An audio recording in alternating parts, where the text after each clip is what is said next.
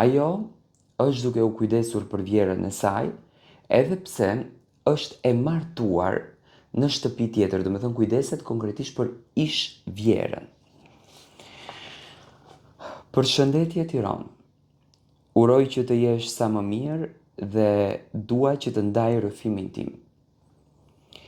Kam dëgjuar në kanalin tënd rrëfime shumë të tmerrshme.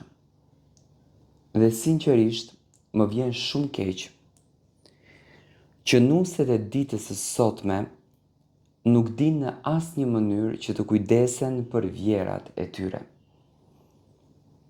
Nuk i respektojnë, nuk i nderojnë, ndërsa unë kam bërë të pamundurën për vjerën time. Kur u martova, vjera e parë më ka pritur si vajzën e saj. Më beso Tiranë që unë nuk dija kafe të bëja.